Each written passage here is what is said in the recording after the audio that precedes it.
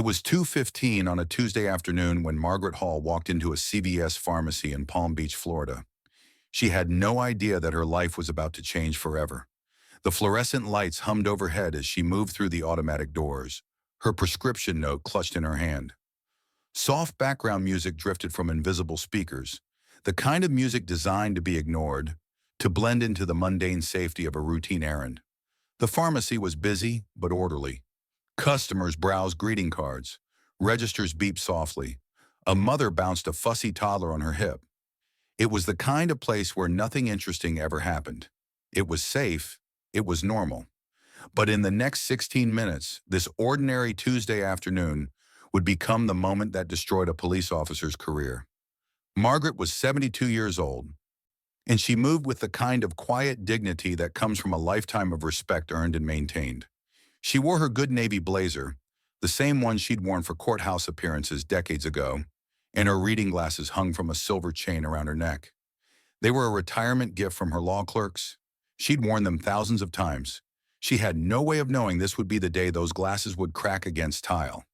She was here for one reason. Her husband George needed his heart medication. Lisinopril 10 mg. Take one daily with food. That was it. That was the entire errand. But she didn't know that someone was watching her.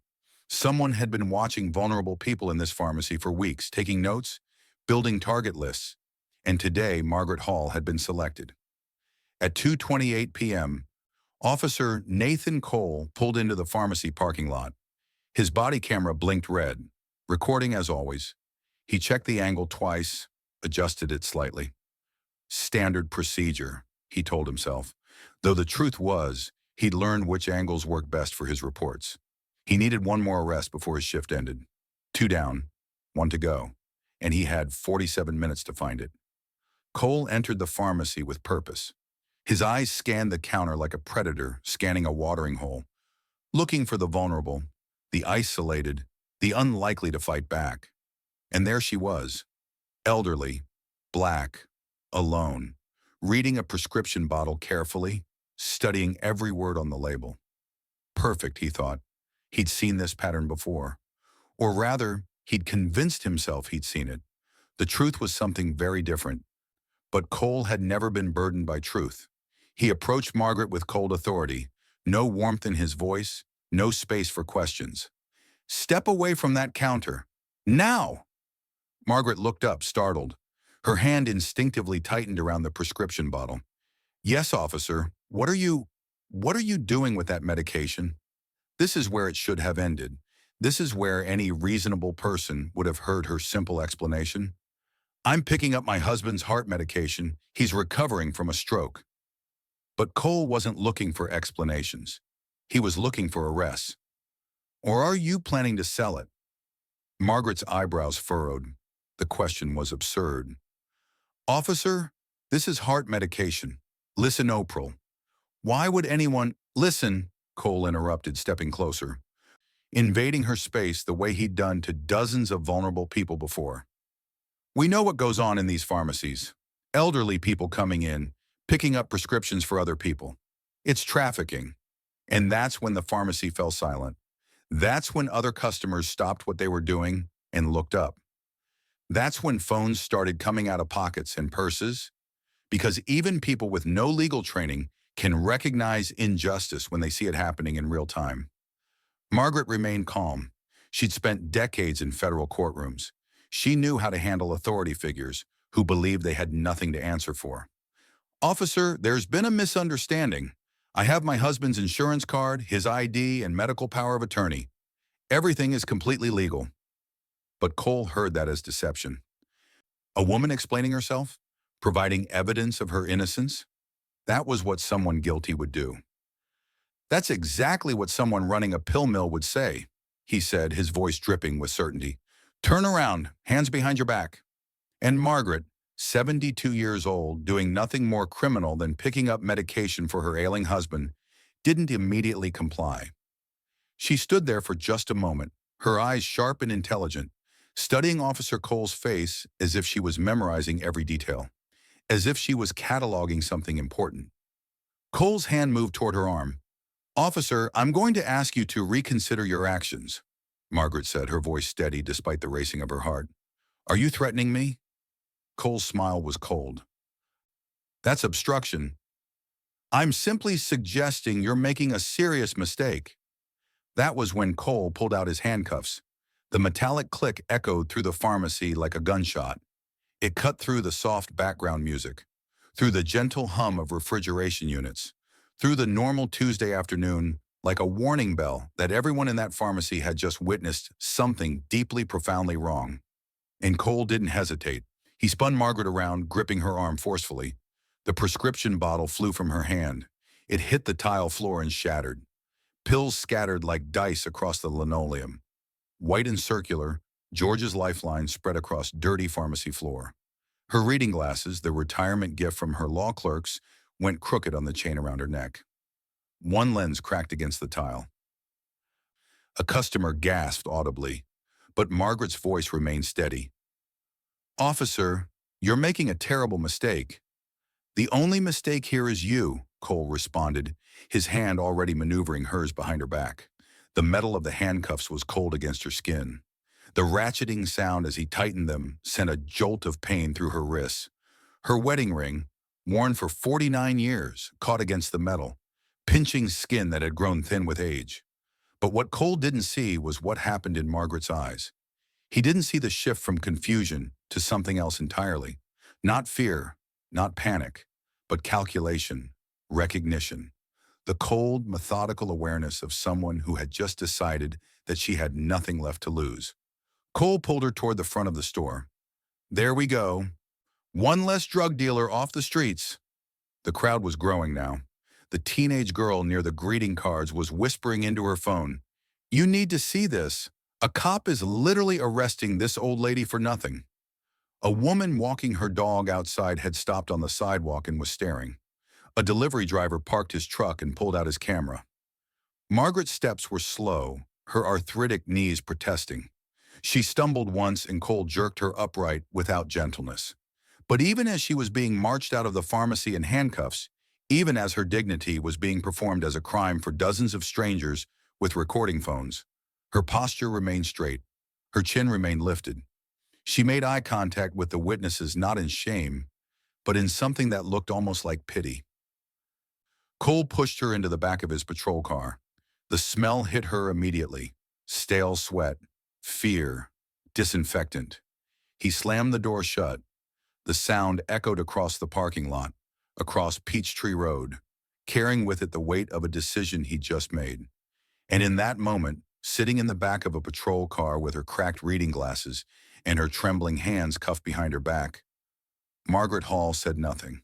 She simply sat. She breathed. She waited. But Officer Nathan Cole had no idea what he'd just done. He had no idea that he'd just arrested a federal judge. He had no idea that he'd just documented his own misconduct on his body camera. He had no idea that he'd just created evidence that would destroy his career, expose corruption throughout his entire department, and inspire a legal reckoning that would ripple through the Miami Police Department for years to come. As the patrol car pulled away from the pharmacy, as the crowd of witnesses continued recording, as the pills from George's heart medication lay scattered across the floor, Margaret sat in the back seat and began to understand something that Cole was only beginning to realize. He had just made the worst mistake of his life. Before we continue deeper into Margaret's story, into the revelation that will change everything, I need you to be part of this community. If this story is resonating with you, if you're wondering how one woman's courage could expose an entire corrupt system, then please subscribe to this channel and tell me in the comment below, from which country are you watching right now? Because stories like this come out every week. Stories of people who refused to accept injustice. People who stood up when standing up was dangerous. You don't want to miss what happens next. Here's what I want to know from you. At this moment, when Margaret was being forced into that patrol car, when Officer Cole had no idea who she really was, what do you think she was thinking about? Was she afraid? Was she angry? Or was she already calculating something, already thinking 3 steps ahead? Drop your thoughts in the comments. I'm reading every single one, and the best insights always come from you. Before Margaret Hall ever stepped foot in that pharmacy, before Officer Nathan Cole decided that an elderly black woman picking up her husband's heart medication was a criminal.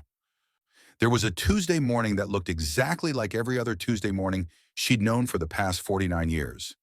Her alarm went off at 6:15 a.m. It was a habit so ingrained, so deeply woven into the fabric of her life, that Margaret would have woken at that exact moment even without the alarm. She'd done it for decades. When she was a young law student burning the midnight oil at Howard University, when she was a young attorney building her practice, when she was climbing toward the federal bench, and now in her 70s, when all she wanted to do was make sure the man she loved got what he needed to live. The bedroom was quiet. Dawn hadn't quite broken yet, but there was that particular quality to the darkness that meant sunrise was coming. Margaret moved carefully, the way you move when you share a bed with someone whose body is fragile, whose sleep is hard-won and precious. She didn't turn on the lights. She knew this house in the dark. She'd known this house for 30 years. The kitchen was the same as it always was. She made coffee the same way she'd made it for 49 years. 2 sugars, a dash of cream, stirred exactly 3 times. The coffee maker gurgled and hissed like it was greeting an old friend. The smell filled their small kitchen in their modest but elegant home in Palm Beach, Florida. The kind of home that spoke of taste rather than excess. Books lined the walls. Family photos hung in careful arrangements. Somewhere among those photos was her law degree from Howard University, framed and present, but not displayed with the kind of prominence that suggested it was the most important thing about her. George was already awake when she came to the kitchen table. He sat by the window as he did every morning since the stroke 6 months ago, and he watched the Spanish moss hanging from the ancient oak trees that lined their street like nature's lace. His movements were slow now. Everything was slower. The right side of his mouth still drooped slightly, a permanent reminder that his brain had betrayed him in an instant. A clot, a moment of chaos, and suddenly George was no longer the man who could walk 3 miles every morning before breakfast. "Margaret," he said, his voice slurred in a way that still broke her heart every single time she heard it. Even after 6 months, even knowing he was recovering, even knowing that he was lucky to be alive at all. Medication?" She squeezed his hand. His skin was thin now, papery, marked with age spots that had appeared while she wasn't paying attention. "I'll get it today, sweetheart, just like I promised." George's eyes, still sharp, still intelligent, the part of him that the stroke couldn't touch, studied her face. He'd been studying her face for 49 years. He knew every expression. He knew when she meant something. And he knew, in the way that people who love each other know, that she would do whatever it took to keep him alive. The medication he needed was lisinopril, 10 nanoreginars. It was a small white pill, unremarkable in every way except for the fact that it was keeping George's heart from failing. His cardiologist had been brutally clear about it. Missing even 1 dose could have serious consequences. His heart is fragile. We need him on this without exception. 47 times. Margaret had picked up that prescription 47 times before this Tuesday. 47 routine trips to the pharmacy. 47 successful missions. 47 times the pharmacy manager David had asked how George was doing. 47 times the young technician Lisa had prepared the large print label that Margaret preferred, because Margaret's eyes, though sharp, needed help sometimes, and she wasn't too proud to ask for it. The pharmacy was in Palmetto Square, an affluent neighborhood in Palm Beach where federal judges shopped alongside Fortune 500 executives, where the streets were tree-lined and the shops were upscale, and the police force was there to protect people like Margaret, not to profile them. It was a place where Margaret belonged, a place where she'd never had to think twice about her safety. But before the pharmacy, before George's medication, there was the coffee ritual, and there was the way Margaret looked at her husband across the kitchen table on this ordinary Tuesday morning, and she thought about all the Tuesday mornings they'd had together. 49 years, almost 5 decades of Tuesday mornings. They'd built a life together, not a flashy life, not a life that screamed accomplishment at you from the walls, but a life that was real, a life that had weathered storms. Margaret knew about storms. She'd sat in a federal courtroom for 23 years, presiding over cases that would have broken lesser people. She'd been appointed to the bench in 2001 and confirmed unanimously by the U.S. Senate. Unanimously, which meant that even the senators who opposed most of her judicial philosophy had recognized something in her. An absolute commitment to fairness, to the rule of law, to the protection of people who had no one else to protect them. She'd specialized in civil rights cases, in law enforcement misconduct. She'd sat in judgment of police officers who thought they were untouchable. She'd sentenced 17 of them during her tenure for corruption, for excessive force, for violations of citizens' rights so egregious that even other officers in the department had wanted them gone. She'd learned over those 23 years how power corrupted, how institutions protected their own, how the system was designed to favor authority over citizens, protection over accountability, the badge over the person.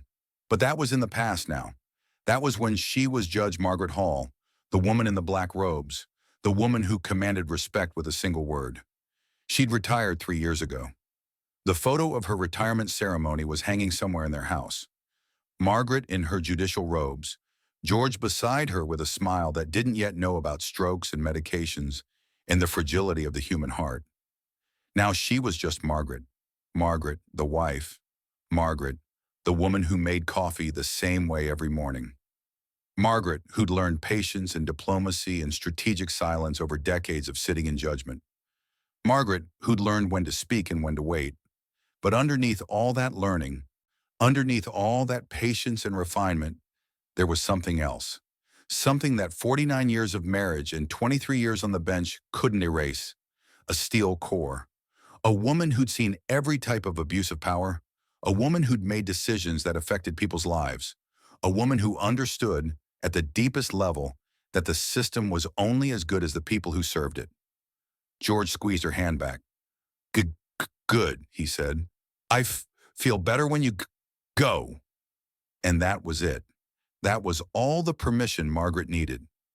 She finished her coffee. She helped George to his chair in the living room, where he could watch the morning light filter through the windows.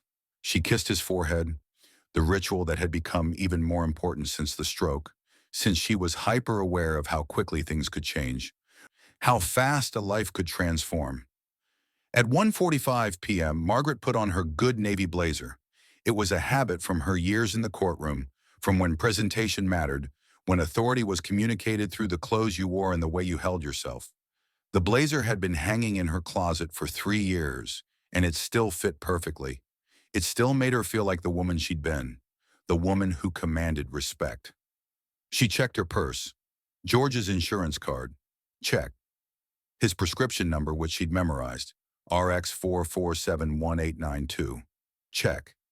Her reading glasses hanging from their silver chain, the retirement gift from her law clerks, the people who'd worked beside her for years, who'd seen her at her most demanding and most fair. Check. She moved through her home with the grace of someone who'd spent decades commanding respect. Someone who'd walked into courtrooms knowing that every eye would follow her.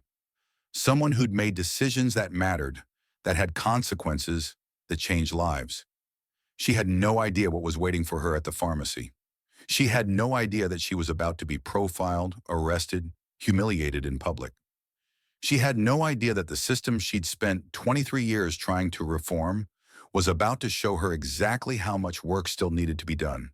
She simply knew that George needed his medication, and Margaret Hall had never, in 49 years of marriage, broken a promise to the man she loved. The drive to the pharmacy took 12 minutes. She took the same route she always took. Past the oak trees with their Spanish moss, past the homes of people she knew or knew of, past the evidence of a life well lived, in a neighborhood that was supposed to be safe. She arrived at 2:15 p.m., 15 minutes early, just as she always did. She was wearing her good navy blazer. She was wearing her retirement gift glasses. She was carrying 48 years of service to the law, of commitment to justice, of decisions that had sent corrupt officers to prison. She was carrying 49 years of love for a man whose heart was held together by a small white pill and her determination to get it.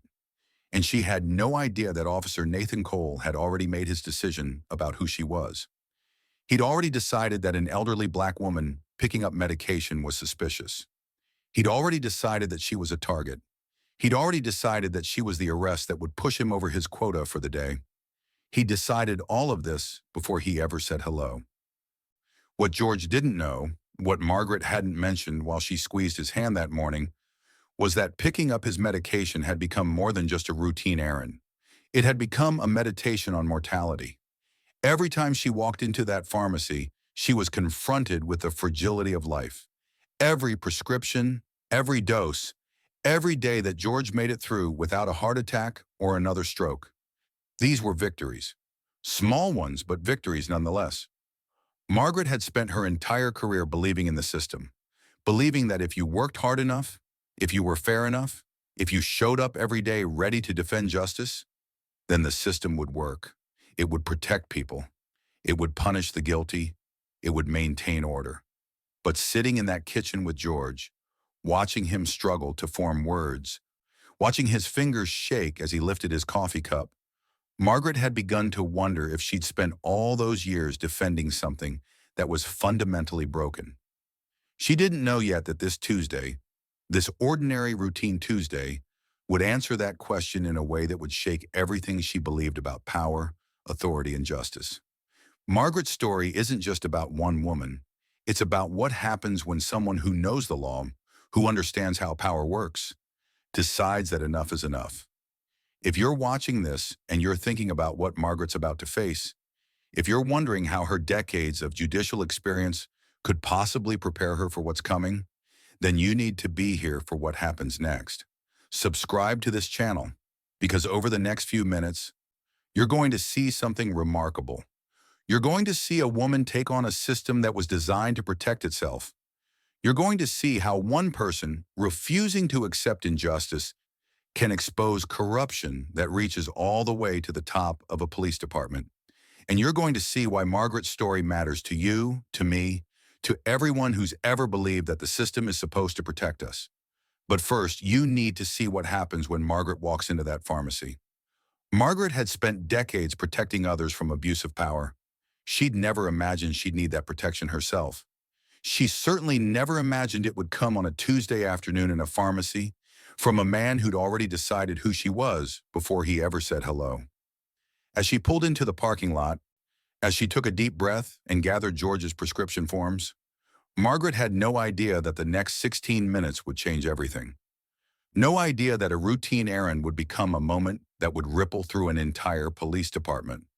No idea that her dignity, her composure, and her decades of experience were about to be tested in ways she'd never imagined.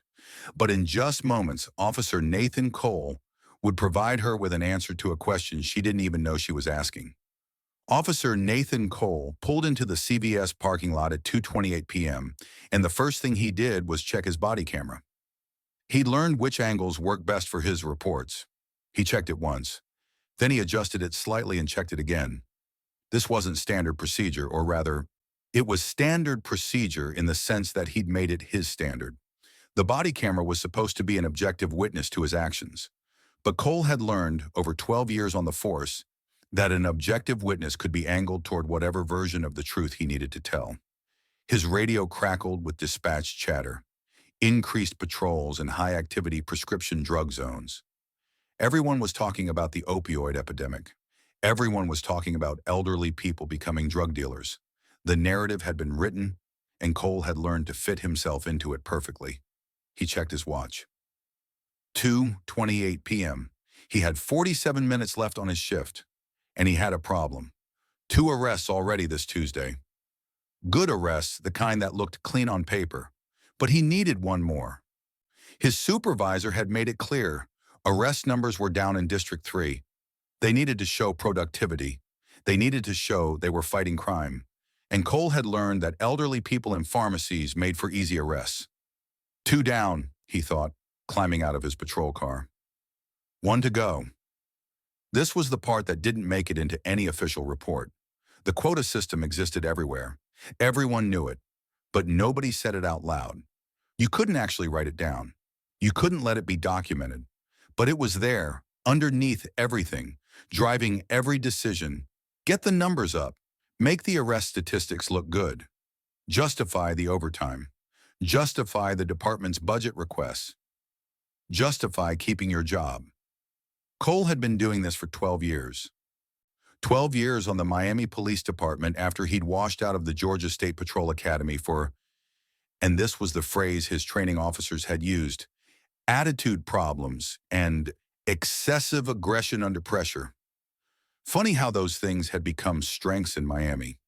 Funny how nobody had looked too carefully at his personnel file when he applied.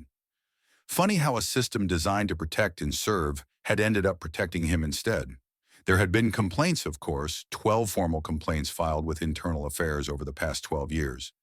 Dorothy Washington, 71 years old, had reported that Cole threw her to the ground during a traffic stop for an expired registration.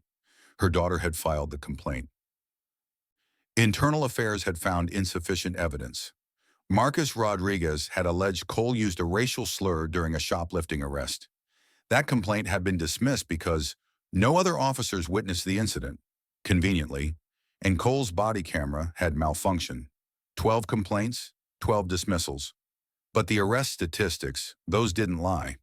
They showed that Cole led District 3 in arrests of elderly defendants, a category that should be statistically rare, a category that suggested either he was incredibly unlucky in where he patrolled, or he was deliberately targeting vulnerable people who wouldn't fight back effectively.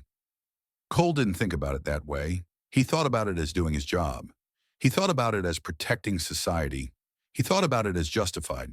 He entered the pharmacy with deliberate authority, the kind of authority that comes from a badge and a gun, and the absolute certainty that the system will protect you no matter what you do. His eyes scanned the counter like a predator scanning a watering hole. Elderly woman alone, that was the first thing he looked for. Someone isolated, someone without backup, someone unlikely to understand their rights well enough to fight back. And there she was. Margaret Hall stood at the prescription counter, reading the label on her bottle with careful attention. Elderly, black, alone, reading a prescription bottle, the exact profile Cole had trained himself to see as suspicious. Perfect, he thought. He'd already written the narrative in his mind. Prescription drug trafficking, an elderly person picking up medication that wasn't theirs, intending to sell it on the street. It was a story that fit the times. It was a story that justified his presence here. It was a story that would look good in his report. He had no idea who Margaret Hall was. He didn't see the retirement gift glasses hanging around her neck. He didn't see the decades of federal service in her posture. He didn't see the woman who'd spent 23 years sentencing people exactly like him. He only saw what he trained himself to see, an opportunity. "Excuse me, ma'am," Cole said, approaching with authority. "I need to speak with you." Margaret looked up, startled. Her hand instinctively tightened around the prescription bottle. She had no reason to be afraid. She'd done nothing wrong. But she recognized something in his demeanor immediately, the kind of power that doesn't require justification. The kind of authority that can remake reality just by asserting itself loudly enough. "Yes, officer," she said. "Is something wrong?" "What are you doing with that medication?" Cole asked, his voice clipped and accusatory. Margaret's confusion was genuine. "I'm picking up my husband's heart medication. He's recovering from a stroke." But Cole was already building a different narrative. "Or are you planning to sell it?" The question hung in the air like a contamination. Other customers in the pharmacy paused what they were doing. The fluorescent lights seemed to brighten. The casual Tuesday afternoon shopping stopped being casual. Margaret's eyebrows furrowed. Why would anyone do that? This is heart medication. It's not something people... "Listen," Cole interrupted, moving closer, invading her space in the way that made people uncomfortable without quite crossing into physical contact. "We know what goes on in these pharmacies. Elderly people coming in, picking up prescriptions for other people. It's trafficking. It's a federal crime." Margaret remained calm. She'd spent 23 years in federal courtrooms. She knew how to handle men who believed they had the authority to remake reality. "Officer, there's been a misunderstanding. I have my husband's insurance card, his identification, and medical power of attorney. Everything is completely legal." But to Cole, her explanation was proof of guilt. A woman who knew the legal language? That was suspicious. A woman who came prepared with documentation? That was the sign of someone who'd done this before. That's exactly what someone running a pill mill would say, he told her, his voice carrying the certainty of someone who'd never been wrong in his life. David, the pharmacy manager, had watched this interaction unfold, and every instinct he had was screaming that something was profoundly wrong. He'd known Margaret for 4 years. She came in monthly. She always asked about George. She was as legitimate as anyone who'd ever walked into his pharmacy. He stepped forward. Officer, Mrs. Hall is a regular customer. She comes in monthly for her husband's medication. We have her information on file. We've never... Cole's response was immediate and absolute. Sir, step back from the counter. This is police business. It wasn't a request, it was a threat, and David understood it as such.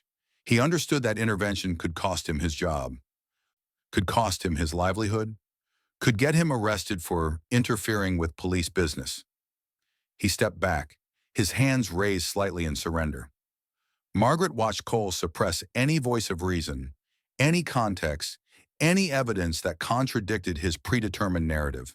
She watched him dismiss the one person in the pharmacy who could have verified everything she'd said, and she understood something fundamental in that moment. This wasn't about the truth. This was about power, and power doesn't care about facts. Officer, Margaret said, her voice steady despite the adrenaline flooding her system, I'm going to ask you to reconsider your actions. Cole smiled. It was a cold smile. The smile of a man who'd never had his authority questioned by someone who looked like her. Are you threatening me? I'm simply suggesting, Margaret said, choosing her words with the precision of someone who'd spent decades in courtrooms, that you're making a serious mistake. Cole's smile didn't fade. If anything, it grew colder. That's obstruction. Turn around. Hands behind your back. And that was the moment. That was the exact moment when Margaret Hall made a choice. She could have complied. Most people in her situation would have. Most people would have submitted to the authority of the badge, hoped that this would be over quickly, trusted that once it was resolved, justice would prevail. But Margaret didn't move. She stood there in her good navy blazer, her retirement gift glasses hanging from their silver chain, and she studied Officer Cole's face as if she was memorizing it. As if she was taking inventory of every detail. Her eyes were sharp, sharper than they'd been in years, calmer, more certain. And viewers, if there had been a camera in her mind, would have seen something shifting in her expression. Not fear, not panic, but calculation. The cold, methodical awareness of someone who understood exactly what was happening and had decided in that moment that she had nothing left to lose. Because Margaret Hall had spent 23 years on the federal bench. She'd seen corruption. She'd seen abuse of power. She'd sent 17 officers to prison for exactly this kind of behavior. And she recognized it immediately. She wasn't confused anymore. She wasn't hoping this would be resolved through explanation. She understood, with the absolute clarity of someone who'd spent decades studying the law, that she was about to be arrested for doing nothing wrong. And that realization, that understanding, changed something fundamental in her. All around the pharmacy, phones came out of pockets and purses. Customers who'd been quietly shopping suddenly became witnesses. A teenage girl near the greeting card started recording. A businessman in line raised his phone. A mother with a toddler stepped back, her face reflecting the shock of what she was watching. Because everyone in that pharmacy, regardless of their background or their education or their understanding of the law, recognized what was happening. They were watching an elderly black woman be arrested for picking up her husband's medication. They were watching a police officer who'd made his decision before he'd ever asked the first question. They were watching the system reveal itself for exactly what it was. Cole's hand moved to his handcuffs. The metal clicked softly against his duty belt. Margaret didn't move. In that moment, something shifted in the pharmacy, from routine to something nobody present would ever forget. The fluorescent lights seemed too bright now. The soft background music seemed like mockery. The normal Tuesday afternoon had transformed into something else entirely. And Officer Nathan Cole had no idea that he was about to discover something that would change the rest of his life. You can't arrest your way out of a mistake this big.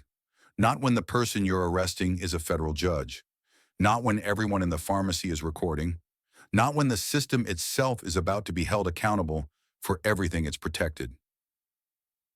Cole checked his body camera one more time, adjusting the angle, just slightly away from his actions. He had no idea that gesture itself would become evidence of his guilt, evidence of his deliberate obstruction, evidence that he knew exactly what he was doing and didn't care. He was about to arrest Margaret Hall, and in doing so, he was about to set in motion a series of events that would expose corruption running through the entire Miami Police Department. At this moment, you might be wondering, what does Margaret do next? Does she comply? Does she resist? Does she tell Cole who she really is right there in the pharmacy? The answer to these questions is what separates this story from every other story you've heard about police misconduct. Margaret doesn't panic. She doesn't plead. And when she speaks, when she finally tells Cole exactly who she is, those words will cost him everything. If you want to see what happens next, if you want to witness the moment that destroys Officer Cole's career, subscribe to this channel right now. Because the next step is where this story transforms from one woman's suffering into an entire system being held accountable. And you won't want to miss it. Cole's hand gripped her shoulder, spinning her around with force. The prescription bottle flew from her hand. Pills scattered across the linoleum like white confetti. George's lifeline spreading across dirty pharmacy floors. Her reading glasses went crooked on the chain. One lens cracked against the tile, and Margaret Hall, 72-year-old retired federal judge, was about to learn exactly how much the system had changed since she'd left the bench. What happened next took maybe 3 seconds, but it would be replayed thousands of times. Officer Nathan Cole's hand moved to Margaret's shoulder, not with a guiding touch, but with force. His fingers gripped the fabric of her good navy blazer, the one she'd worn to federal courtrooms for decades. He spun her around with a force that wasn't necessary, that went beyond what any reasonable person would have called for. Margaret had complied. She'd turned. She'd put her hands up in surrender. But compliance didn't matter to Cole. What mattered was the performance of authority. The prescription bottle flew from her hand as she turned. It hit the linoleum floor and shattered. 70 pills, each one essential to George's heart.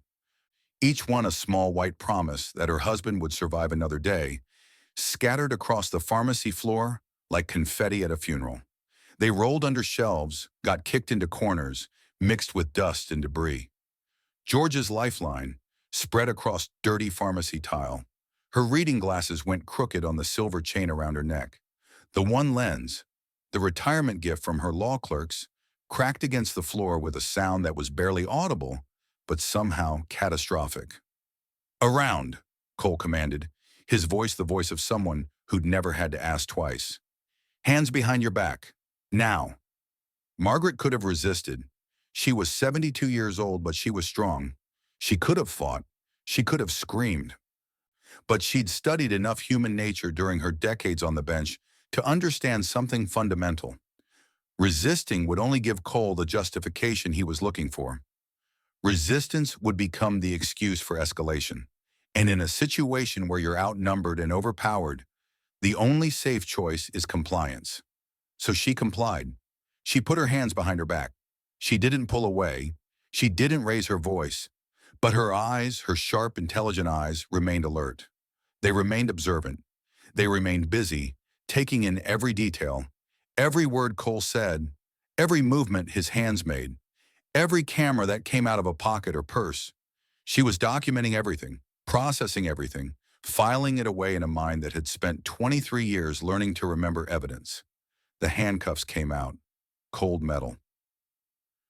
That was the first sensation, not the cold of ice, but the cold of something industrial and unyielding. Cole positioned her wrists, and Margaret, 72 years old, arthritic, her skin thin and vulnerable, felt the metal against her. Then came the ratcheting sound, that distinctive sound of handcuffs tightening, over and over. Each click meant to secure the prisoner, to announce to everyone in the vicinity that a crime had occurred. that an arrest was happening. Click, click, click, click. Margaret gasped, not from fear, not from panic, but from pain, real physical pain. The metal was cutting into her wrists, cutting into skin that had grown thin with age, skin that bruised easily, skin that hadn't experienced this kind of violence in her entire life. And then her wedding ring, the ring that had been on her finger for 49 years, the ring that George had placed there in a church that no longer existed, the ring that had never once come off her hand, caught against the metal as Cole continued tightening. The pain shot through her wrist. Her wedding ring pinched the skin underneath, pulling at tissue that was already being cut by metal. 49 years of marriage compressed into that moment of physical pain. 49 years of, for better or worse, and here was the worse Margaret had never imagined. But Cole didn't notice. Cole didn't care. The casual cruelty of his assumption that she was a criminal, that she deserved this pain, that her suffering was justified, came out in his voice with absolute certainty. "There we go," he said, his voice carrying satisfaction. "One less drug dealer off the streets." The words hit viewers like a punch. One less drug dealer. As if Margaret Hall, 72-year-old retired federal judge, was a criminal enterprise. As if her decades of service to the law meant nothing. As if she was exactly what Cole had decided she was the moment he spotted her in the pharmacy. David, the pharmacy manager, couldn't stand it anymore. He came around the counter, his face flushed with a mixture of anger and fear. "Officer, please. Mrs. Hall comes here every month. She's picking up legitimate medication for her husband. This is..." Cole's response was immediate and absolute. He pointed a warning finger at David, and his voice carried the weight of institutional authority. "Unless you want to join her, I suggest you step back." It wasn't a suggestion. It was a threat. And David understood it perfectly. He understood that if he interfered, if he tried to protect a regular customer, he could be arrested for interfering with police business. He could lose his job. He could lose his livelihood. He could become a victim of the same system that was now victimizing Margaret. He stepped back. His hands went up. His eyes went down. And in that moment, Margaret learned something essential. The system protects itself by silencing the people within it. But the phones were out now. They were everywhere, raised above shoulders, recording everything. A teenage girl near the greeting cards, probably 15, 16 years old, was whispering urgently into her phone. "You need to see this. A cop is literally arresting this old lady for nothing. This is insane." The teenage girl was right. It was insane, and everyone in that pharmacy knew it.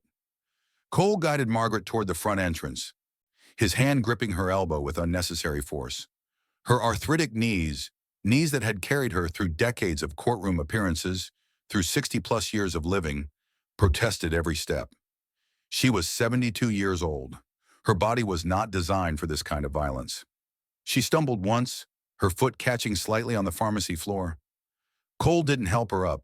He jerked her upright with the same force he'd used to spin her around, yanking on her arms in a way that sent sharp pain through her shoulders, through the joints that were already compromised by age.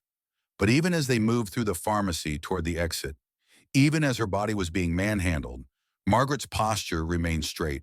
Her chin didn't drop. Her shoulders didn't hunch in shame. The crowd parted like water as they moved toward the door.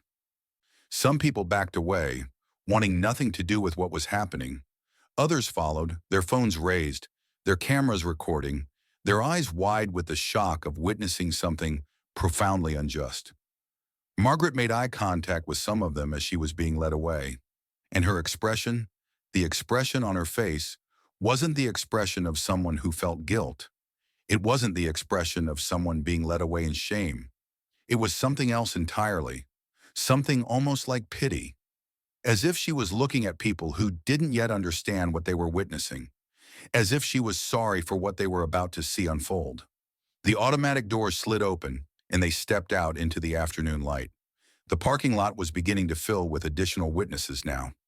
A woman walking her dog had stopped on the sidewalk, her eyes wide, her hand clamped over her mouth. A delivery driver had parked his truck and pulled out his phone, recording the scene. An elderly couple coming out of the CVS stopped and stared, unable to reconcile what they were seeing. The crowd was growing by the second. Cole felt vindicated. In his mind, he'd done his job. He'd made an arrest. He'd protected the community from prescription drug trafficking. The growing crowd in his mind was a validation of his actions. People were stopping to watch because he was doing something important. He had no idea what they were actually seeing. He had no idea that Margaret, the woman he was dragging toward his patrol car, was reading every face in the crowd, remembering every detail, building a record in her mind of the witnesses who would later become crucial to exposing what he'd done. He had no idea that Margaret's eyes, those sharp, intelligent eyes, were the eyes of a federal judge, that they'd studied evidence for 23 years, that they'd learned to see details that ordinary people missed. Cole pushed Margaret into the back of his patrol car with a hand on the top of her head, forcing her down the way you force a prisoner down, not the way you guide an elderly woman into a vehicle. The smell hit her immediately. Stale sweat. Fear. Disinfectant used to clean up other people's suffering. The plastic seat was cracked and uncomfortable, designed not for comfort, but for security. The metal grating separated the front seat from the back, creating a cage within a car, a prisoner's compartment. Through the window, Margaret could see the crowd that had gathered, the crowd of witnesses. The crowd of people with phones recording, the crowd of people who were now part of her story. Her humiliation was being documented by dozens of strangers. Cole slammed the patrol car door shut. The sound echoed across the parking lot. It echoed across Peachtree Road. It echoed with a finality that suggested Margaret's fate was sealed. She was arrested. She was in custody. The system had spoken. Margaret sat in the back seat of the patrol car, her hands cuffed behind her back, her wedding ring pinching the skin on her wrist, her cracked reading glasses hanging from the silver chain around her neck. For just a moment, maybe 2 seconds, maybe 3, she looked exactly like what Cole believed her to be. A prisoner, a criminal, a woman who'd been caught, a woman who was powerless. But then something happened. Something shifted. Her chin lifted, just slightly, just enough to change the entire architecture of her face. The humiliation was still there, carved into the lines around her eyes, the tension in her jaw. The pain was still there, visible in the way she held her shoulders, the way her wrists strained against the metal. But underneath it, something else emerged, something that Cole would never recognize because he'd never seen it before, something that viewers would immediately understand. Ice-cold clarity. Margaret's eyes, visible through the metal grating that separated the front from the back, hardened with resolve. Her breathing slowed. Her entire body seemed to shift from the position of someone in shock to the position of someone who just made a decision that would cost Officer Nathan Cole everything. Cole, meanwhile, settled into the driver's seat and began composing his arrest report in his mind. Drug trafficking, that was the primary charge. It looked good on paper. It suggested he'd prevented a crime. It suggested he'd protected the community. Resisting arrest, he could add that. Margaret hadn't physically resisted, but he could write it. He could describe her refusal to immediately comply as resistance. He could make it stick. Obstruction of justice. He'd suggested he reconsider his actions. That could be obstruction. That could be threatening a police officer. He might add something about suspicious behavior. Suspicious behavior was broad enough to justify almost anything. He could write that she'd been studying the prescription bottle too carefully, that her explanations had been too rehearsed, that her demeanor had been too calm. Too calm. That itself was suspicious. Cole wanted this arrest to look good in his monthly report. He wanted it to look clean. He wanted it to look justified. He wanted the narrative to be airtight, the evidence to be overwhelming, the conclusion to be obvious.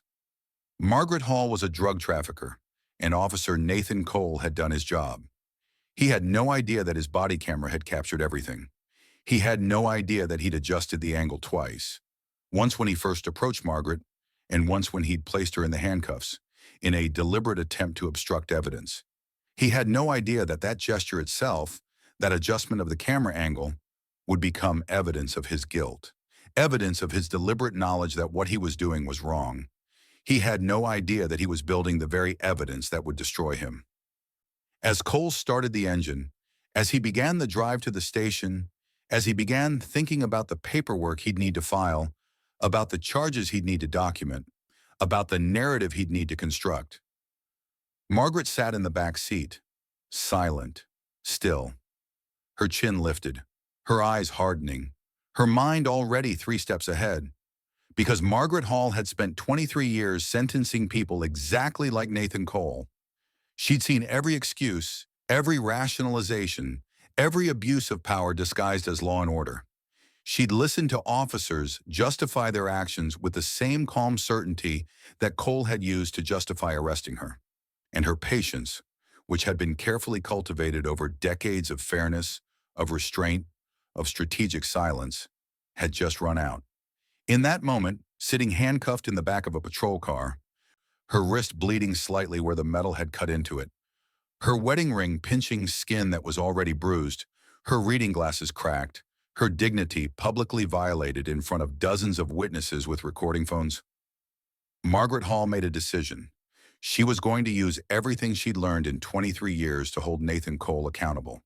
Not because she was angry, not because she wanted revenge, but because the system needed to learn a lesson about what happens when it mistakes dignity for weakness and age for powerlessness.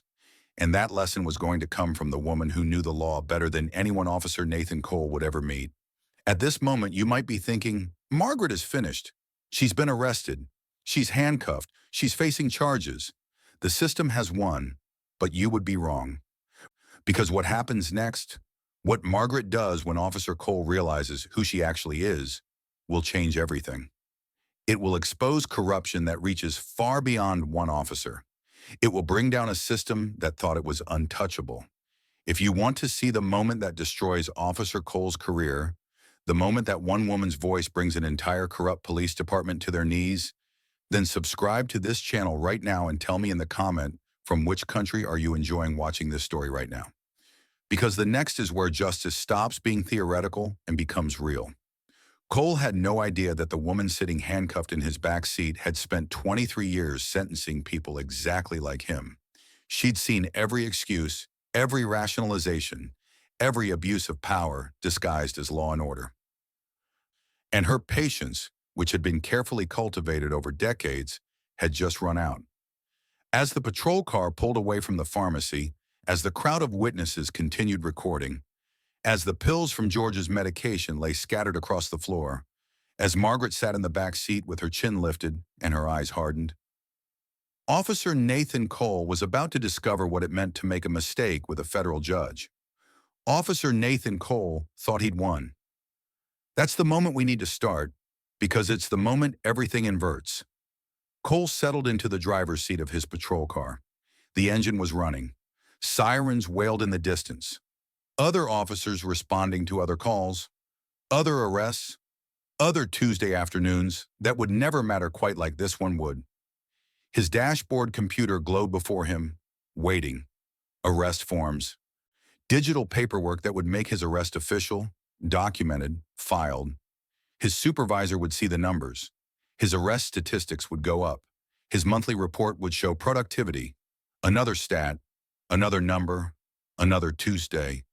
He'd already mentally moved past Margaret. She was a case number now, a statistic, a win on his record. He wasn't thinking about George, or about the heart medication scattered across the pharmacy floor, or about the 49-year marriage that had been interrupted by his decision to hunt for easy arrests. He wasn't thinking about the pharmacy manager trying to explain. He wasn't thinking about his own body camera, the adjusted angles, the deliberate obstruction of evidence. He was thinking about filing this paperwork. He was thinking about his next shift. He was thinking about how he'd tell the story of this arrest to other officers in the station. The story where he was the hero, where he'd caught a drug dealer, where he'd protected the community. He adjusted his radio volume.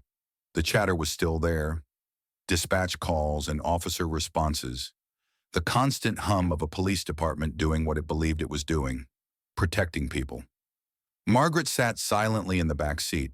She'd been quiet since the car door slammed. Quiet as Cole secured her in the metal cage. Quiet as he drove away from the pharmacy, quiet through the first few minutes of the drive. Viewers held their breath, and then she spoke. "Officer Cole." Her voice cut through the ambient noise of the patrol car like a blade. It wasn't angry. It wasn't pleading. It carried no desperation, no fear, no emotion that you'd expect from someone sitting handcuffed in the back of a police car, their wrists bleeding slightly where the metal had cut them, their wedding ring pinching skin that was already bruised. It carried authority. Cole glanced in the rearview mirror, annoyed. He thought she was about to beg. He thought she was about to cry. He thought she was about to try to convince him that he'd made a mistake. "Save it for the judge, lady," he said, his eyes drifting back to the road. And Margaret responded with 5 words that would echo through the rest of his life. "I am the judge." The silence that followed lasted maybe 3 seconds, but it felt like an eternity. It felt like time had stopped.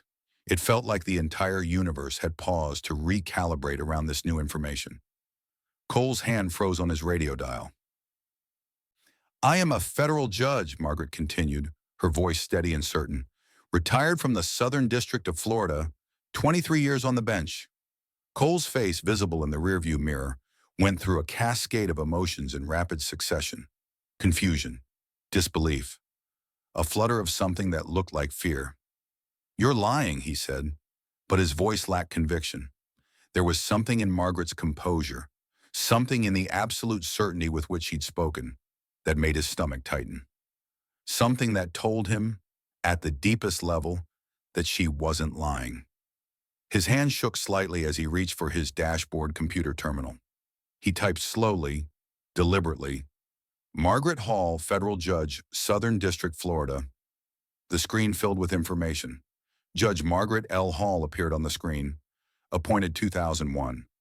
Confirmed unanimously by the U.S. Senate, unanimously, which meant even senators who disagreed with her on almost everything had agreed that she belonged on the bench.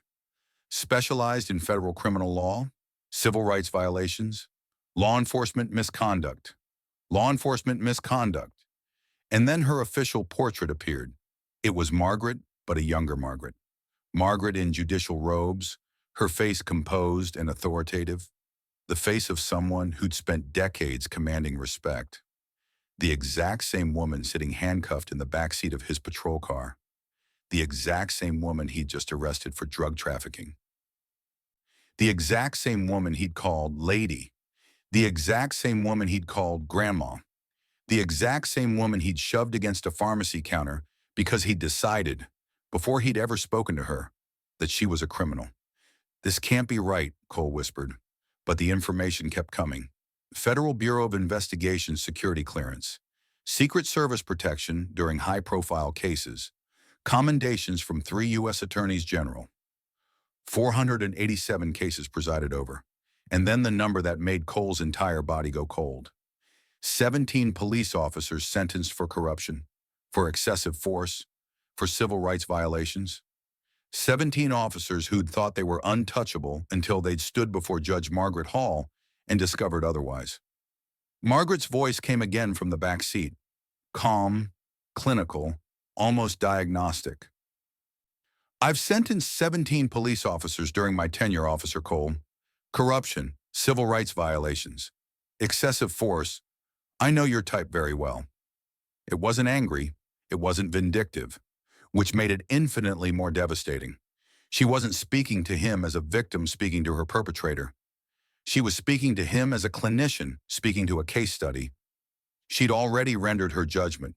She'd already seen the evidence. She'd already decided what he was. Cole's hands began to tremble. His entire career, 12 years of work, of building arrest statistics, of gaming the system, suddenly balanced on a cliff. His pension, his future, his entire livelihood, built on falsified reports and targeted arrests of vulnerable people, was about to evaporate. His hands shook as he reached for the door handle. He needed air. He needed to think. He needed to figure out how to survive this moment. But Margaret spoke again. "The handcuffs are quite tight," she said, her voice steady and measured. "I'd estimate that you have about 30 seconds before the crowd outside realizes what you've done." Cole looked through the windshield of his patrol car. The crowd was still there, The crowd he'd thought was validating his arrest. The crowd was still standing in the pharmacy parking lot, phones raised, recording everything. The crowd was waiting to see what happened next. 47 people are recording this arrest on their phones, Officer Cole. By tonight, this will be national news. The words landed like hammer blows. 47 people, recording, with phones that were connected to the internet, to social media, to millions of other people who would see what he'd done, who would judge him, who would understand immediately that an elderly black woman had been arrested for picking up her husband's heart medication. By tonight, this would be national news. By tonight, his career would be over. Cole didn't move. He couldn't move.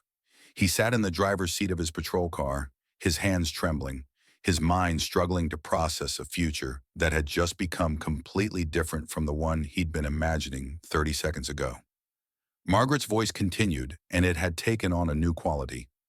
Not compassion. Margaret wasn't offering him compassion, but something close, a certain courtesy. The way you might speak to someone who was about to learn a very hard lesson. Before you remove these handcuffs, I want you to understand something very clearly. Officer Cole. He waited. He couldn't do anything else. This isn't over. This is just the beginning. Those words would haunt him, because Margaret Hall was right. This was just the beginning. This was the moment when his entire world shifted. This was the moment when his decisions, the decision to target elderly people for arrests, the decision to adjust his body camera angle, the decision to arrest a woman for doing nothing wrong, all came crashing down. But Cole didn't know yet what would come next. He didn't know that the 47 people recording in that pharmacy parking lot would upload their footage to social media. He didn't know that the teenage girl whispering into her phone would send the video to her college roommate, who would send it to her aunt, who worked at a major news outlet. He didn't know that investigative journalists would pick up this story and begin digging into his record, that they would discover the pattern of elderly arrests, that they would discover the quota system he'd been operating under, that they would discover the other victims who'd suffered at his hands but had no platform, no federal judge status, no way to fight back. He didn't know that his own body camera footage would become evidence of his guilt, specifically that moment when he'd adjusted the angle, trying to hide what he was doing. He didn't know that federal agents would become involved, that his entire department would come under investigation, that his supervisors would face scrutiny for protecting him, enabling him, encouraging him to meet arrest quotas no matter the cost to innocent people. He didn't know that Margaret Hall, the woman he'd arrested for picking up heart medication, would become the face of a movement to hold police departments accountable, that her story would inspire other victims to come forward, that the corruption he'd been protected by would become impossible to hide. All Cole knew in that moment was that his hands were shaking, that his career was over, that Margaret Hall was a federal judge, that 47 people had recorded him making the worst mistake of his professional life, and that Margaret, sitting handcuffed in the back seat of his patrol car, was about to teach him exactly what accountability looked like. Officer Nathan Cole had arrested a federal judge for picking up heart medication. He documented his own misconduct on his body camera. Deliberately, knowingly, with adjusted angles meant to hide his actions. He'd done it in front of dozens of witnesses with recording phones. And in one moment, one impossible moment, his entire world had shifted on its axis. Margaret's revelation was only the beginning. What came next would expose corruption running through the entire Miami Police Department. It would bring down supervisors who'd protected him. It would lead to federal investigations. It would transform a simple errand to pick up medication into the moment that changed the entire system. But first, Cole had to sit with what he'd done, and Margaret Hall, cool, calm, dignified even in handcuffs, was going to make sure he understood it completely. Right now, you're probably wondering, what happens when the 47 people recording in that parking lot realize they've filmed the arrest of a federal judge? What happens when this video goes viral? What happens when the investigation begins? Because here's what Cole didn't understand in that moment. Arresting Margaret Hall wasn't the end of anything. It was the beginning of everything. It was the beginning of his downfall, the beginning of his department's reckoning, the beginning of justice actually working the way it's supposed to. If you want to see how one woman's courage and one officer's fatal mistake expose corruption that reaches all the way to the top of a police department, then subscribe to this channel and give this video a like right now. Because what happens next will show you what real accountability looks like. What happens next will prove that the system can still work if someone is brave enough to fight it. Cole had no idea that the woman sitting handcuffed in his back seat had spent 23 years sentencing people exactly like him. She'd seen every excuse, every rationalization, every abuse of power disguised as law and order. And her patience, which had been carefully cultivated over decades, had just run out. As the patrol car continued toward the station, as the crowd in the pharmacy parking lot continued recording, as Margaret sat in the back seat with her chin lifted and her eyes clear, the story was no longer about one officer's mistake. It was about to become about an entire system's corruption. And by tomorrow morning, the whole world would be watching. Sarah Chen was sitting at her desk at the Miami Herald when her phone buzzed. She barely glanced at it. Text messages came constantly in her line of work. Tips, rumors, gossip. Most of it was nothing. Most of it was noise. But she'd been covering police misconduct for 9 years, and she'd learned to recognize the difference between noise and signal. This text was signal. Check your social media. Cop arrested a federal judge at CVS. This is insane. You need to see this. The text came from a law student she'd interviewed for a previous story. He wasn't the type to exaggerate. Sarah opened her social media feed and found the video. Shaky, handheld, filmed on a phone by someone with trembling hands. An elderly black woman in handcuffs. A young officer with absolute certainty written all over his face. The woman being forced into a patrol car while customers in the pharmacy and people in the parking lot screamed protests. Sarah's journalist instincts activated immediately. This was something. This was real. This was exactly the kind of footage that could change everything, if it was what she thought it was. She started making calls. By 5:30 p.m. that Tuesday evening, Sarah had confirmed Margaret Hall's identity through federal judicial records. 23 years on the bench, hundreds of criminal cases, a reputation for fairness that crossed party lines. The last person, the absolute last person, who should have ended up face down in a pharmacy parking lot, Sarah began building her timeline. 2:15 p.m., Margaret enters the CVS on Peachtree Road, a routine errand, a normal Tuesday afternoon. 2:28 p.m., Officer Nathan Cole arrives at the pharmacy. 2:31 p.m. The confrontation begins. Cole approaches Margaret with suspicion already formed. 2:47 p.m. The arrest is completed. Margaret is placed in handcuffs. 16 minutes. From normal errand to viral video to national news story. 16 minutes that would change everything. Sarah's first call was to David, the pharmacy manager. His voice shook as he described the arrest. Margaret comes in every month. Same prescription, same insurance card, same conversation about how her husband's recovery is going. And Cole, he treated her like she was running a drug cartel, like she was some kind of trafficking operation. I tried to tell him she was a regular customer. I tried to explain. And he threatened to arrest me too. Sarah took notes. The pharmacist's testimony was crucial. David had watched this unfold. He'd tried to intervene. He understood the injustice of what he'd witnessed. Her next call went to Dr. Patricia Hayes, Margaret's physician. Medical ethics prevented the doctor from discussing Margaret's specific medical situation, but she could confirm the essentials. Margaret has complete legal authority to pick up her husband's medications. She has medical power of attorney on file, insurance authorization, pharmacy verification. Everything is completely documented and legitimate. There's nothing, absolutely nothing, suspicious about her actions. Sarah was building a picture of a woman doing exactly what she was supposed to be doing, a woman operating within the law, a woman who'd made no mistakes. But Officer Cole had. Cole had made a massive mistake, and now Sarah needed to understand how. She reached out to retired attorneys who'd worked with Margaret, court clerks, other judges who'd sat beside her on the bench. They all told the same story. Retired District Attorney Charles Morrison was particularly pointed. Judge Hall was known for fairness. She'd sentenced a lot of corrupt cops, always with meticulous attention to evidence. She doesn't have a vindictive bone in her body, but she absolutely does not tolerate abuse of power. If Cole thinks this is going to blow over quietly, he's never dealt with Margaret Hall. Sarah filed a records request for Officer Cole's personnel file. What she discovered made her stomach turn. Cole had joined the Miami Police Department 12 years ago after washing out of the Georgia State Patrol Academy.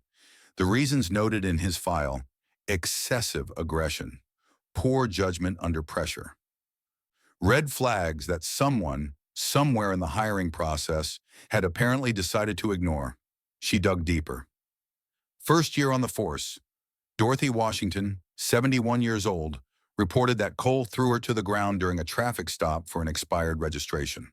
Her daughter filed a formal complaint with Internal Affairs. Internal Affairs found insufficient evidence. 3 months later, Marcus Rodriguez alleged that Cole used a racial slur during a shoplifting arrest. That complaint was dismissed because no other officers witnessed the incident. Conveniently, Cole's body camera had malfunctioned that day. Sarah saw the pattern immediately. 12 years on the force, 12 formal complaints filed with Internal Affairs, 12 complaints dismissed, 12 times the system had protected Cole. 12 times the system had decided that the evidence of his abuse wasn't sufficient to hold him accountable. A system designed to protect officers rather than citizens. Sarah obtained Cole's arrest statistics through a data request. What the numbers showed was damning. Cole led District 3 in arrests of elderly defendants, a category that should be statistically rare. Cole's arrest rates for prescription-related offenses were triple the department average. The numbers painted a picture that the police department clearly didn't want anyone to see. Cole was systematically targeting vulnerable people. Sarah requested security footage from the CVS. The overhead cameras had captured everything that Cole's body camera had missed, and what they showed was devastating. Cole's body camera footage showed him checking and adjusting the angle. Not once, but twice. Once when he first approached Margaret. Once when he was placing her in handcuffs. Deliberate, calculated, obstruction of evidence captured on camera. But the CVS overhead cameras showed something completely different from what Cole had described. They showed Margaret's calm demeanor throughout the entire encounter. They showed her repeated, patient attempts to explain her legitimate purpose. They showed Cole's escalating aggression despite her complete compliance. The audio was most damning. While Cole had claimed in his report that Margaret was acting suspiciously and resisting cooperation, the security footage showed a polite elderly woman following the exact same pharmacy procedures she'd followed dozens of times before. She wasn't nervous. She wasn't evasive. She was simply a woman picking up her husband's medication. Sarah was beginning to understand what had happened. This wasn't random. This wasn't one officer having a bad day. This was systematic. An anonymous email arrived at her desk. Subject line: "You want to know why this happened." Attached were internal memos from Captain James Morris, Cole's direct supervisor. The memos discussed arrest statistics, performance metrics. District 3 was behind target. Numbers needed to improve. The memos revealed something that everyone in policing knew, but nobody officially acknowledged: the quota system. Officers were being evaluated on arrest numbers, not on crime reduction, not on community safety, on numbers. Sarah read those memos 3 times. They laid out the systemic corruption in black and white. The incentive structure that rewarded arrests over justice, the institutional pressure that pushed officers like Cole to find targets and make numbers. But the most significant discovery came through another leak, another anonymous email, this time with attachments. Cole's personal text messages from Tuesday afternoon. Leaked by someone inside the department, apparently someone who was tired of watching Cole destroy lives without consequence. 2:14 p.m. Got a live one at CVS Peachtree. Elderly black female. Time for arrest, number 3. 2:29 p.m. Easy target acquired. She won't even know what hit her. 2:52 p.m. Oops, might have messed up. Need a cover story ASAP. Sarah's hands trembled as she read them. This wasn't an investigation. This was a hunt. Cole hadn't approached Margaret because he suspected drug trafficking. He'd approached her because he needed a third arrest to meet his quota, because she was elderly, black, and alone. Everything that made her an easy target. Everything that made her unlikely to fight back effectively. Easy target acquired. She won't even know what hit her. Those words summed up everything that was wrong with the system. Cole had selected Margaret not because of any evidence of wrongdoing, but because he'd calculated her vulnerability, because he'd made a judgment that she wouldn't understand her rights, that she wouldn't fight back, that she would submit to whatever he told her to do.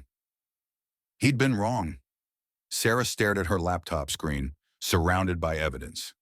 Evidence of systematic corruption that reached far beyond one officer making a bad decision. Evidence of a police department that knew about Cole's pattern and protected him. Evidence of supervisors who enabled his behavior, who pushed him to make numbers regardless of the cost to innocent people. APD's leadership knew about Cole's history of complaints. They'd enabled it. They'd protected it. They'd planned to cover it up. The quota system memos proved that. The absence of consequences for 12 years of complaints proved that. But they'd made one miscalculation. They hadn't counted on Margaret Hall fighting back. They hadn't expected a federal judge, someone with 23 years of experience holding corrupt officers accountable, to have the knowledge, the connections, and the absolute determination to expose their entire system. Sarah began writing. Her investigation would take weeks to develop fully. But the initial story was clear. An officer with a documented pattern of abusing elderly and minority citizens had targeted a federal judge for an easy arrest to meet a quota. The system had protected him, the department had enabled him, and now his actions were about to expose an entire culture of corruption. The evidence was mounting, each piece of it stronger than the last, each revelation more damning than the one before it. Cole hadn't just arrested Margaret Hall. He'd set in motion a chain of events that would expose his entire department. Sarah Chen had uncovered a pattern of abuse spanning 12 years. Cole wasn't acting alone. He was operating within a system that rewarded arrests over justice, a system that protected bad cops over citizens, a system that had created the conditions for exactly what had happened in that pharmacy on Tuesday afternoon. And Margaret's case, her absolute willingness to fight, her refusal to accept the injustice quietly, was about to unravel the entire operation. The investigation had just begun. What made this investigation so powerful wasn't any single piece of evidence. It was the cumulative weight of all of them together. The timeline showed premeditation. The security footage showed the truth. The personnel file showed a pattern of misconduct that had been ignored for 12 years. The statistics showed systematic targeting of vulnerable populations. The text messages showed Cole's actual motivation. Each piece of evidence alone could be disputed, but together, they painted an undeniable picture of a corrupt system that had been protecting a corrupt officer.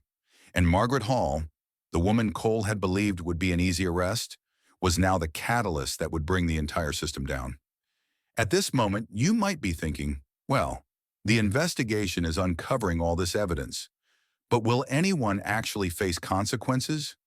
Will the system actually hold itself accountable? Or will Cole get a slap on the wrist and go back to work? That's the question that keeps most people up at night. That's why most police misconduct never becomes public, because the system is designed to protect itself. But this story is different. Margaret Hall is different. And what happens when the investigation moves into federal hands is something the Miami Police Department never anticipated. To see the moment when Cole's career doesn't just end, but when his entire department comes under federal investigation, when the quota system is exposed on a national level, when other victims finally have a voice, then subscribe to this channel and like the video. Because the next section shows what real accountability looks like, and it's not pretty for the people who thought they were untouchable. Sarah Chen had uncovered a pattern of abuse spanning 12 years. But Margaret Hall was about to do something even more powerful. She was about to use every tool at her disposal, her legal expertise, her connections, her absolute refusal to accept injustice, to ensure that Cole's arrest wasn't just exposed, it was avenged. It was used as the leverage to dismantle the entire system that had protected him.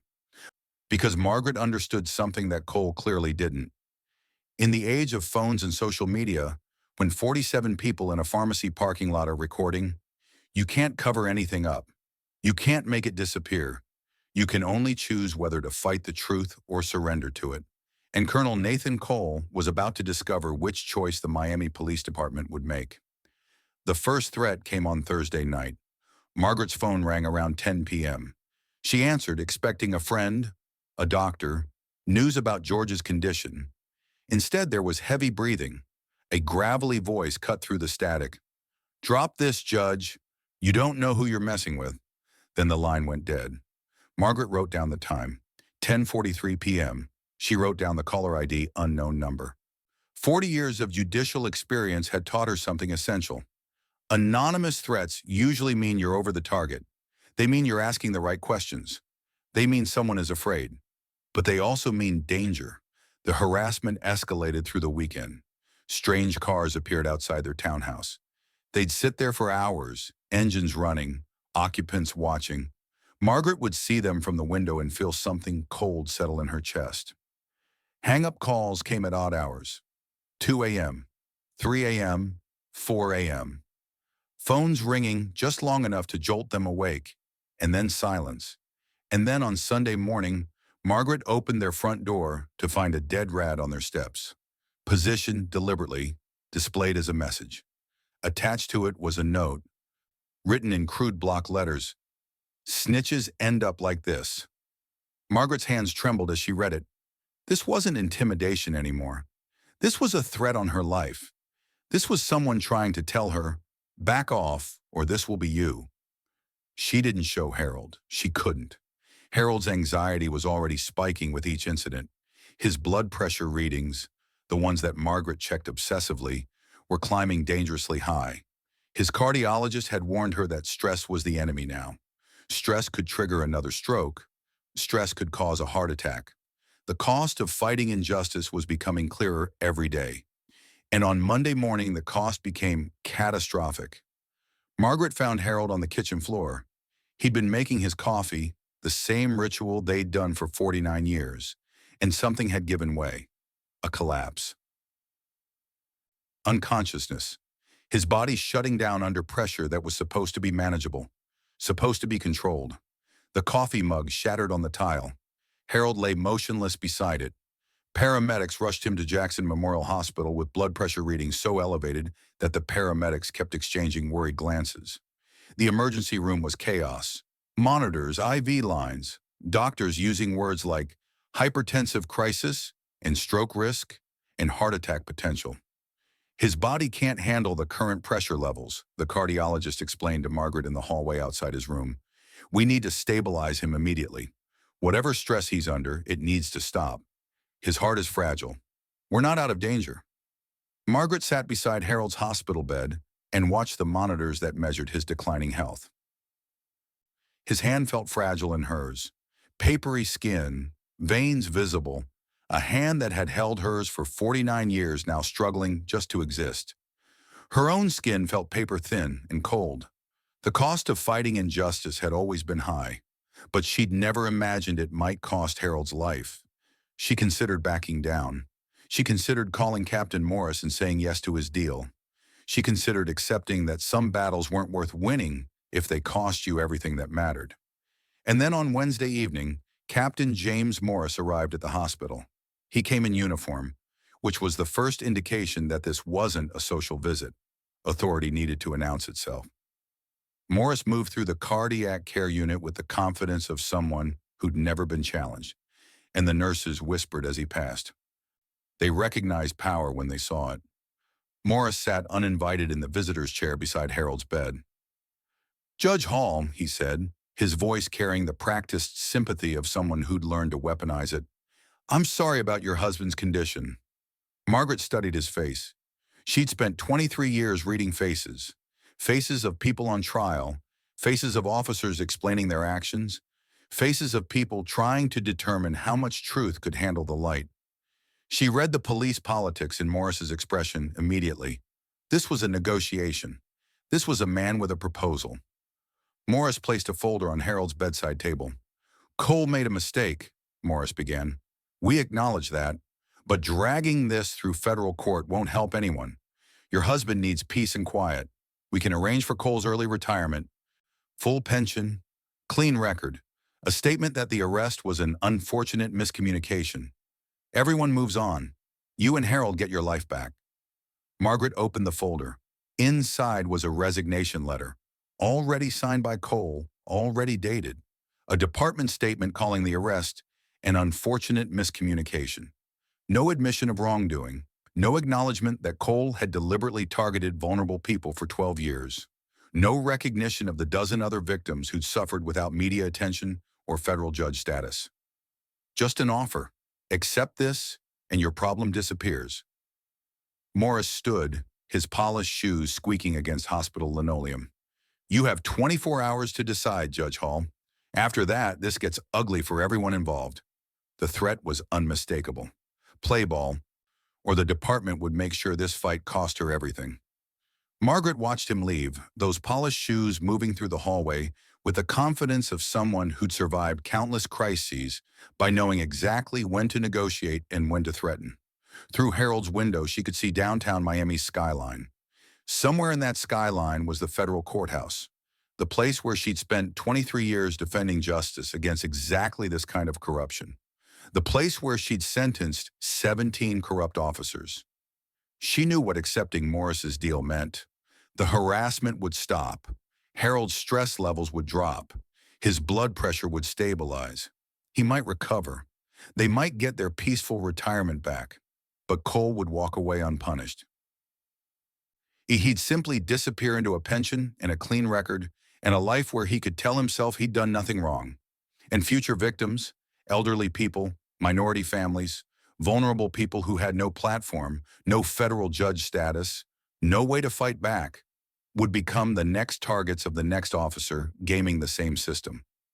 For the first time in 49 years of marriage, Margaret faced an impossible choice: protect her husband or protect justice. She was still sitting by Harold's bed, staring at that resignation letter, when she felt him squeeze her hand. Tuesday morning, Harold's speech was still slurred, his recovery still fragile, but his eyes had that clarity they got sometimes. The clarity of a man who'd spent his entire life with someone, who'd learned to read her face the way she learned to read other people's faces in courtrooms. "Fight," he whispered. "Don't stop fighting." "Harold, your health," Margaret started, but Harold's eyes locked onto hers with an intensity that silenced her. He knew her. After 49 years, he knew her better than anyone on earth knew her. He knew what she needed to hear. He knew what she was capable of. Proud of you," he said, his words barely intelligible, but his meaning absolute. Do it." That was the moment Margaret knew. That was the moment she understood that accepting Morris's deal wasn't protecting Harold. It was betraying him. Harold didn't want to be protected at the cost of justice. He wanted to see his wife fight. Thursday afternoon brought Judge Patricia Wilson. She arrived at the hospital carrying a briefcase and wearing an expression of controlled fury. She'd been Margaret's colleague on the bench for 8 years. They'd sat together in federal courtrooms. They'd discussed cases over coffee. They were friends. "I saw the mayor's press conference," Patricia said without preamble. "Margaret, what they're doing to you is unconscionable." Patricia opened her briefcase and pulled out a stack of documents. 12 federal judges from their district had signed a letter. 12 other judges had said, "We stand with Margaret Hall." They were filing an amicus brief supporting her civil rights lawsuit, pro bono representation from a major law firm, full backing of the Federal Judges Association. Margaret wasn't alone. She'd never been alone. She'd just forgotten what collective power looked like. By Friday afternoon, Raymond Peters arrived, Atlanta's most prominent civil rights attorney, a man who'd spent his career fighting systems that protected themselves.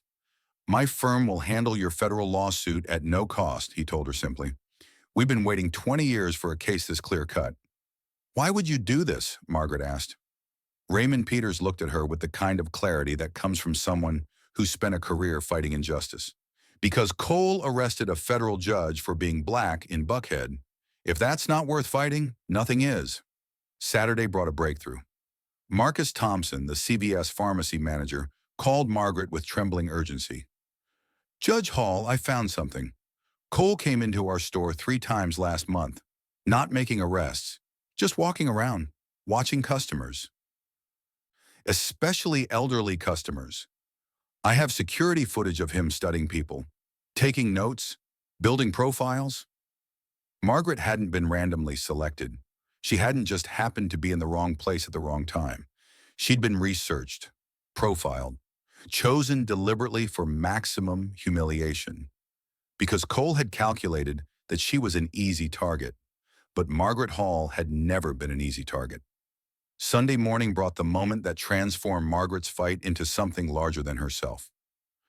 Dorothy Washington arrived at the hospital. She was 71 years old. She was the woman Cole had thrown to the ground during a traffic stop 3 years earlier. The woman whose complaint had been dismissed for insufficient evidence. The woman who'd never had the voice or the platform to fight back. She arrived with her daughter and her granddaughter. I never had the strength to fight him alone, Mrs. Hall, Dorothy said, her voice carrying the weight of 3 years of silence. But I ain't alone anymore, and neither are you. Her story opened floodgates. By Sunday evening, 7 other victims of Cole's abuse had contacted Raymond Peters' office. Elderly defendants, minority families, vulnerable people who'd thought they had no voice against police power, people who'd suffered in silence because they believed the system was designed to protect everyone but them.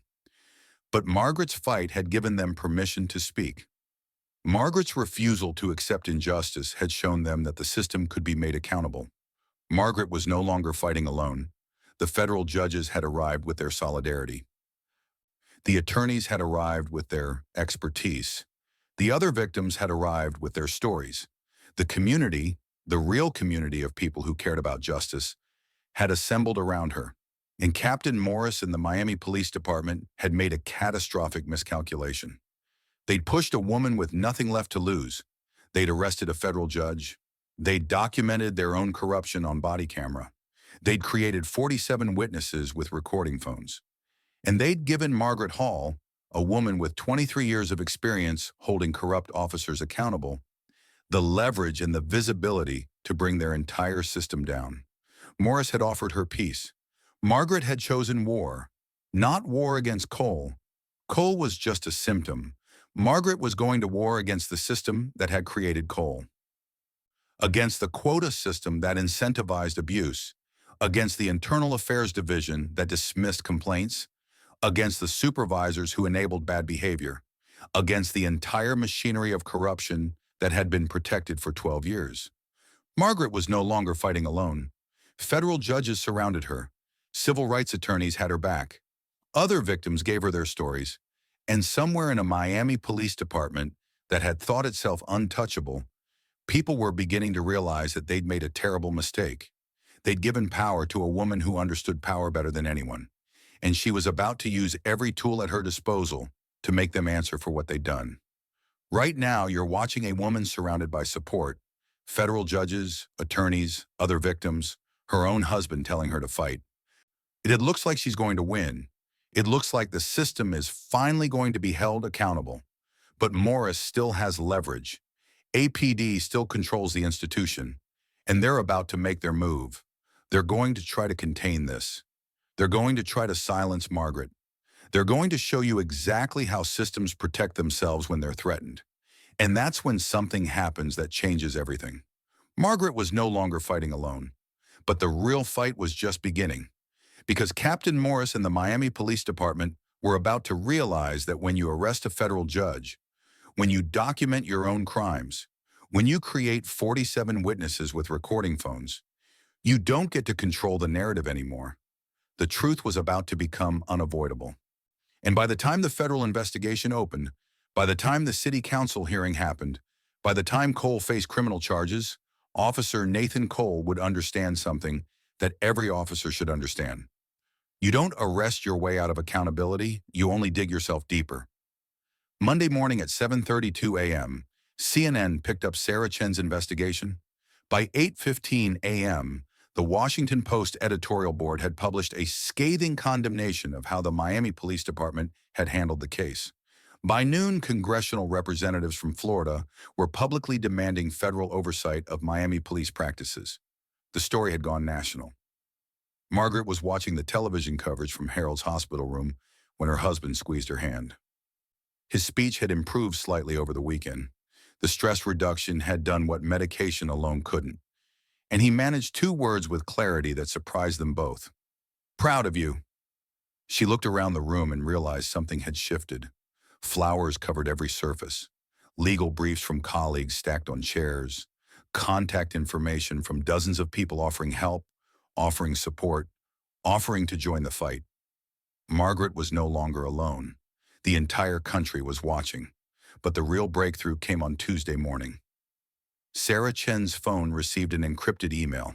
The sender identified themselves only as a friend in blue, an Atlanta PD email signature verified through digital analysis.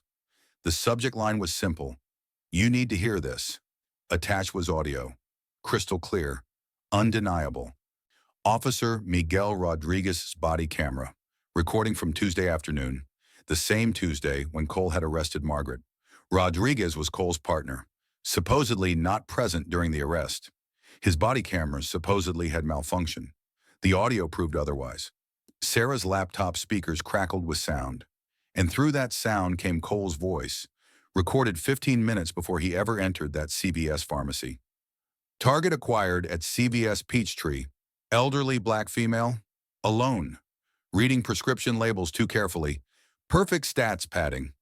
Rodriguez's response came through: "Copy that. I'll maintain the perimeter. Keep civilians back when you make the arrest. Remember, accidental camera malfunction if things get messy. Captain wants clean paperwork on this." They weren't discussing an investigation. They were discussing a plan. A coordinated operation to manufacture an arrest, to create false statistics, to make it look legitimate while everyone involved knew exactly what they were doing. This wasn't one officer making a bad decision. This was a conspiracy. Sarah rewound the audio and listened again. "Cole, how do you want to play this?" Rodriguez: "Standard intimidation. Make her feel powerless. Get compliance through fear. These elderly types always fold under pressure." Cole: "What if she has legitimate prescriptions?" Rodriguez: "Doesn't matter. By the time she proves innocence, arrest stats are already logged. Captain only cares about numbers, not outcomes."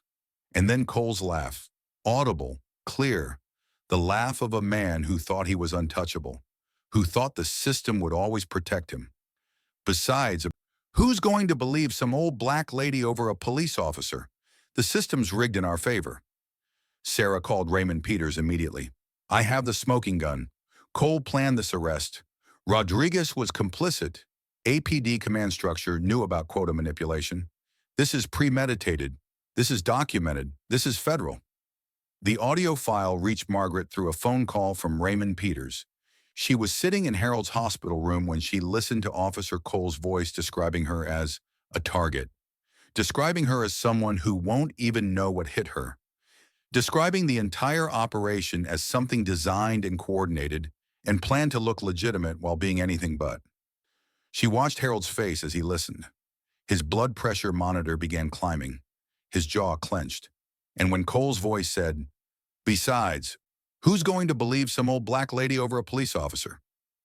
Harold spoke with more clarity than he'd managed since the stroke. "Bastards," he whispered. The audio contained more than just Cole and Rodriguez's conversation. In the background, dispatch radio chatter revealed something even more damning. 3 other elderly target arrests had been logged that same afternoon. 3 other vulnerable people had been arrested as part of the same coordinated campaign. Sarah's investigation expanded through digital forensics analysis. Cole and Rodriguez had been coordinating these arrests for 18 months. 67 elderly defendants, 43 prescription-related charges, statistical manipulation designed to justify budget increases, overtime pay. All of it built on fabricated evidence and targeted arrests of people the officers had calculated would be unlikely to fight back. Wednesday morning brought confirmation. FBI digital analysis confirmed the audio was authentic. Agent Jennifer Hayes called Raymond Peters directly. "This evidence supports federal charges against multiple APD officers. We're opening a criminal investigation. And at the exact same moment, Captain James Morris was receiving the same news through an internal security breach. Someone inside the Miami Police Department, apparently someone tired of protecting corrupt officers, had leaked Rodriguez's body camera files to the press. Morris called an emergency meeting with the union lawyers. His voice, according to those present, was barely controlled panic. "We have a problem. Cole's operation is blown. Federal charges are coming. We need complete separation from this disaster. Now." By Thursday morning, the Miami Police Department had made its calculation. They couldn't protect Cole anymore. The evidence was too public. The investigation was federal. The story was national. There was no way to contain it. APD announced Rodriguez's suspension and Cole's termination for conduct unbecoming a police officer. No mention of federal investigation. No mention of criminal charges. No mention of the quota system or the systematic targeting of vulnerable populations. Just, he's gone. Cole received his termination notice through certified mail. 12 years on the force, and it ended with a form letter and a confiscated badge. But the real reckoning came that evening. Thursday at 7 p.m., the Miami City Council emergency session convened. The municipal building was packed, every seat filled. Cameras from news stations lined the back wall. This was going to be public. This was going to be witnessed. This was going to be recorded and broadcast and analyzed. Margaret walked through the main doors at 7:23 p.m., slowly, steadily, with Harold's arm linked through hers. Harold had insisted on attending, despite his cardiologist's protest. His speech was still slurred. His steps were still unsteady. But his presence beside Margaret sent a message that echoed through the chamber.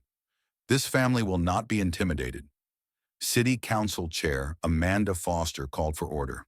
The chamber quieted. Cole sat at the defendant's table, flanked by his union attorney. His face was pale. His hands were clasped tightly in front of him. The swagger from Tuesday's arrest, the confidence of a man who believed he was untouchable, was gone. What remained was a man watching his life collapse in real time. "Officer Cole," Council Member David Carter said, "you are under oath. Do you swear that your testimony will be truthful and complete?" Cole raised his right hand. His voice cracked on the word yes. And then Raymond Peters stood to address the council. "We present audio evidence that fundamentally alters the nature of this case." The chamber fell silent as Rodriguez's body camera audio played through the sound system. Cole's voice filled the room. "Target acquired, elderly, black female. Perfect stats padding."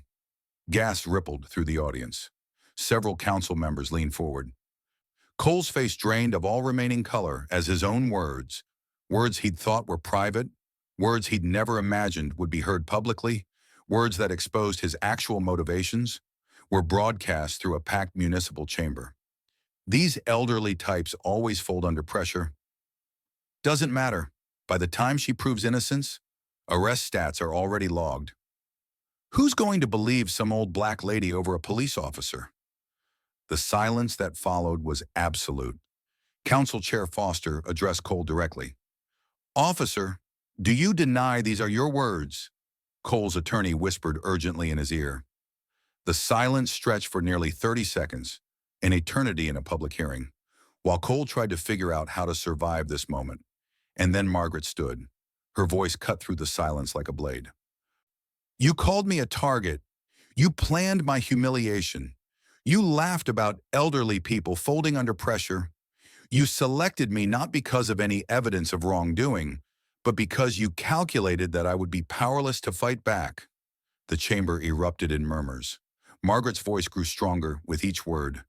23 years of sentencing authority was back. 23 years of commanding respect without raising her voice. "For 23 years, I sentenced officers who violated their oaths. I showed mercy when possible, severity when necessary, but I have never encountered someone who took such pleasure in cruelty." She looked directly at Cole. "You didn't see a suspicious person Tuesday afternoon. You saw an opportunity to abuse power without consequences. You saw someone you thought was powerless.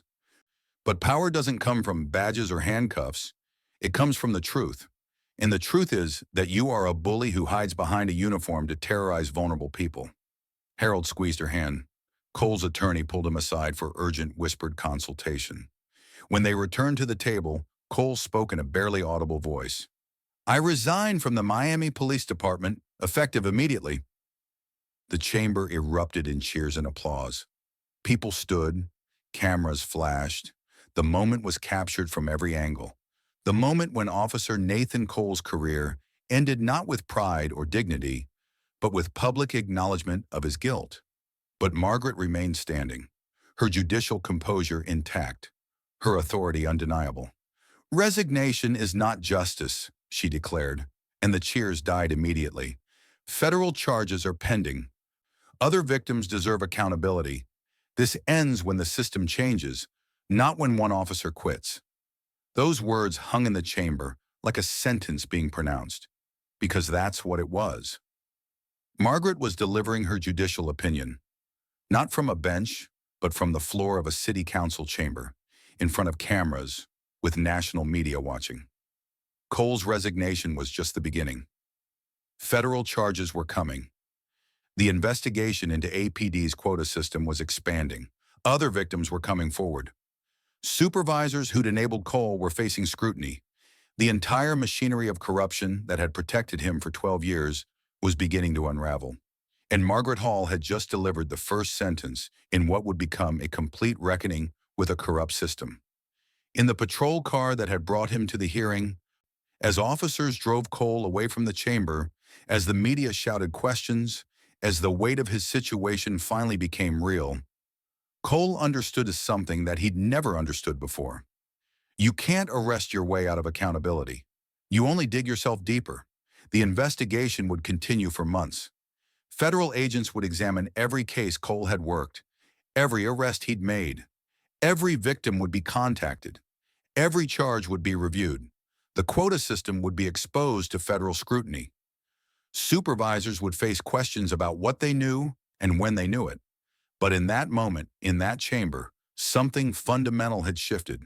The system that had protected Cole for 12 years had finally been held accountable, not through quiet negotiations, not through internal affairs investigating itself, but through the public exposure of what it actually was, a machinery designed to protect corrupt officers at the expense of vulnerable people. And it had taken one woman, a 72-year-old retired federal judge, who'd simply gone to pick up her husband's heart medication, to make the entire system reveal itself. Right now, you're watching the moment when an entire corrupt system is finally exposed. You're seeing real accountability happen in real time. Cole has resigned. Federal investigations are opening. Other victims are finding their voice. But you might be wondering, what happens next? Does Cole actually face federal charges? Are there real consequences? Do the victims receive justice? Do systemic changes actually happen? Because here's what the system wants you to believe: that resignation is enough, that firing one officer is accountability, that the problem is solved and we can all move on. But Margaret Hall knew better. She understood that real justice, systemic justice, doesn't come from removing one bad officer. It comes from changing the institutions that created him in the first place. If you want to see what real, lasting justice looks like, if you want to see the moment when federal charges are filed, when other victims are validated, when systemic changes actually take root, then subscribe to this channel right now. Because the final chapter of Margaret's story isn't about one officer's fall. It's about an entire system finally being held accountable. And it's one of the most satisfying examples of justice you'll ever witness. Cole had been fired, but the real reckoning was just beginning. Because federal prosecutors weren't interested in quiet resignations. They were interested in criminal charges. They were interested in conspiracies. They were interested in the quota system that had motivated Cole and Rodriguez to target Margaret in the first place. And 6 months later, when all the investigations were complete, when all the evidence had been reviewed, when all the victims had come forward, the system would finally understand what it meant to arrest a federal judge. 6 months later, Margaret Hall walked into the same CVS on Peachtree Road to pick up her husband's heart medication. It was routine. It was ordinary. It was exactly like the dozens of times she'd done it before. Except nothing was routine anymore. Nothing was ordinary anymore. The prescription number was the same, RX 44741892, lisinopril 10 millimolars. Take one daily with food, but everything else had changed. The entire world had changed. Marcus Thompson, the pharmacy manager, greeted her with a warm smile. The kind of smile that says, "I'm glad you're here. I'm glad you're alive. I'm glad you kept fighting." "Margaret," he said, "how's Harold doing?" No suspicion in his voice, no second-guessing her purpose, no fear that she was something other than what she appeared to be. Just normal courtesy, just a man who knew a regular customer and genuinely wanted to know how her husband was recovering. "He's doing well," Margaret said. "Very well, actually." And he was. Harold's health had improved dramatically once the stress subsided. His speech had returned to near normal clarity. His smile was brighter. His hands were steadier. The stroke had taken things from him, but Margaret's refusal to back down had given them back. Not perfectly. Harold would never fully recover from the stroke, but well enough. Well enough to live. Well enough to go back to their routine. Meanwhile, Officer Nathan Cole was sitting in a federal prison cell. 18 months, that was his sentence. 18 months for civil rights violations. 18 months for conspiracy. His pension was under review. His career was finished. But more importantly, he'd become something he'd never imagined. A cautionary tale. A case study in what happens when you abuse power and think the system will protect you. His trial had been brief. The evidence was overwhelming. The audio testimony destroyed his credibility. There was no defense. There was only the truth, recorded in Cole's own voice, played in a federal courtroom. Officer Miguel Rodriguez received 12 months. He'd been complicit. He'd coordinated the arrest. He'd discussed strategy about how to make it look legitimate. He'd talked about managing the narrative and ensuring clean paperwork. 12 months to think about what he'd done. 12 months to understand that being part of a corrupt system meant eventually paying the price. Captain James Morris took early retirement. The FBI investigation revealed that departmental quota corruption reached back 5 years. Morris had known about Cole's pattern. He'd enabled it. He'd protected it. The pressure to improve arrest statistics, he claimed, had come from above him. But the evidence showed that Morris had actively encouraged officers to meet quotas, regardless of the human cost. Early retirement was his way out. A way to avoid federal prosecution while still keeping his pension. But the investigation didn't stop with Morris. Other officers with similar arrest patterns were being investigated. The entire quota system was under federal review. What had happened to Margaret had created a domino effect of accountability that was still rippling through the Miami Police Department, and they were implementing changes, real structural changes. No more arrest quotas. Federal policy now, not just department recommendation. Supervisor approval required for all prescription-related arrests. Body camera mandatory activation with random audits of footage. Training on implicit bias and de-escalation tactics. A community oversight board with actual authority, with federal oversight ensuring they couldn't be neutered from within. Were the changes perfect? No. Systems designed to protect themselves never transform perfectly, but they were real. They were implemented. They were making a difference. And the victims, Cole's 12 victims, received justice that wasn't abstract. Settlement payments ranging from $50,000 to $200,000. Dorothy Washington, the 71-year-old who Cole had thrown to the ground during a traffic stop 3 years earlier, received enough to pay off her medical bills. Enough to feel like someone finally had acknowledged that what happened to her mattered, that her suffering mattered, that the system had wronged her and owed her something. Other elderly defendants who'd been wrongly arrested had their records cleaned. Cases dismissed, charges overturned. They didn't have Margaret's platform. They didn't have federal judge status or national media attention, but they had her victory, and that made all the difference. It gave them permission to believe that the system could change, that speaking up mattered, that standing against injustice, even when it cost you, could result in real, tangible consequences for the people who'd hurt you. Margaret pulled into her driveway and found Harold waiting in the car, humming softly to the radio. She watched him for a moment before getting in. This man she'd been fighting for. This man who'd told her to keep fighting when it would have been so much easier to surrender. This man who'd understood, better than anyone, that accepting injustice would have cost them far more than fighting it ever could. She thought about the 23 years she'd spent on the federal bench. She thought about the 17 officers she'd sentenced for misconduct. She thought about all those years in courtrooms, in formal settings, in the structured authority of the judiciary, and she realized something that changed how she understood justice itself. Justice isn't always delivered from behind a bench in a formal courtroom. Sometimes it's delivered in a pharmacy parking lot. Sometimes it's delivered by an elderly woman refusing to accept being humiliated. Sometimes it requires someone to teach powerful people something they should have always known, that real strength comes from truth, not from badges, that real power comes from dignity, not from authority, that sometimes one woman's refusal to accept injustice can change an entire system. Margaret got in the car and held Harold's hand. "Ready to go home?" she asked. "Always," he said, squeezing her fingers. As they drove through Miami, as the sunset painted the sky in shades of orange and gold and pink, Margaret thought about the story that had unfolded over the past 6 months. She thought about the pharmacy manager who'd tried to intervene. She thought about the customers who'd recorded. She thought about Sarah Chen, the investigative journalist who'd dug deep enough to uncover the quota system. She thought about Judge Patricia Wilson and the 12 federal judges who'd stood beside her.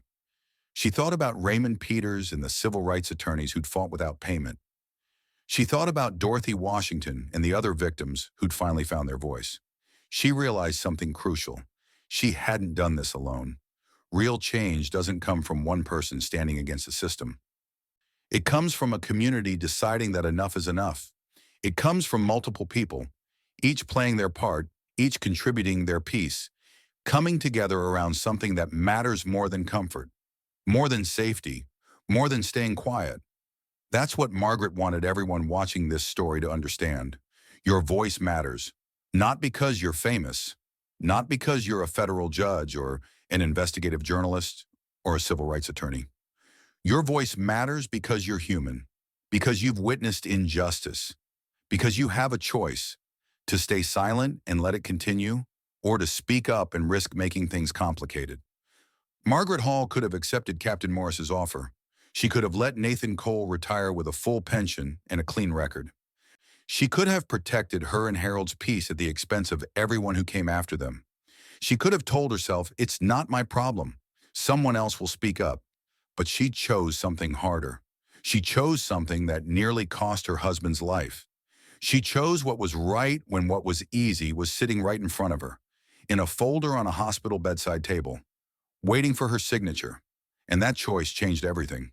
Not just for her, for Dorothy Washington, for the other 12 victims, for the citizens of Miami who now knew their police department was being held accountable, for the next elderly person who'd walk into a pharmacy without fear that they'd be profiled because they looked vulnerable. For everyone. Your voice matters in the same way. You don't need a platform. You don't need media attention. You don't need federal judge status. You just need the courage to look at injustice and say, "No, not today, not on my watch, not if I can do anything about it." You need to be willing to make things complicated. You need to be willing to sacrifice comfort for truth. You need to be willing to stand when standing is the hardest thing in the world. Because when you do, when one person decides that their conscience matters more than their convenience, other people find permission to stand too. Other people find courage. Other people realize they're not alone. And suddenly, a system that seemed impervious to change begins to crack. Margaret and Harold drove home as the sun set over Miami. Harold's hand rested on hers. Both of them alive. Both of them together. Both of them victorious.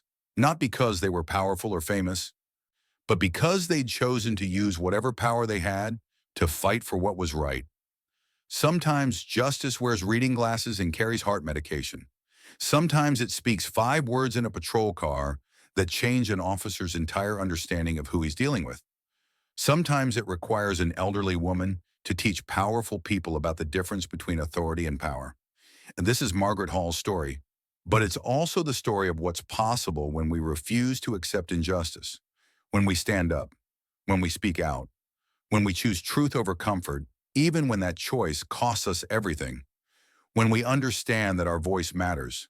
Margaret's story ends with her holding her husband's hand, driving into a sunset, having changed a system. But your story is just beginning, because somewhere right now, there's an injustice happening. Somewhere right now, someone is being treated unfairly. Somewhere right now, a system is protecting itself instead of protecting people. And somewhere right now, someone is wondering, should I speak up? Will anyone listen? Will it matter? Subscribe to this channel because I believe it matters. I believe your voice matters. And I want to show you stories of ordinary people doing extraordinary things. Stories of people who spoke up. Stories of systems that changed because someone refused to accept injustice. But I want to ask you something. I want you to comment below and tell me, have you ever witnessed injustice and stayed silent? Have you ever seen something wrong and wondered if speaking up would actually change anything? Have you ever had a moment where you could have been Margaret Hall, but you weren't? Because here's what I know. Most of us have. Most of us have had a moment where we saw something wrong and let it pass. And most of us carry that with us. We carry the weight of that silence. Margaret Hall could have stayed silent.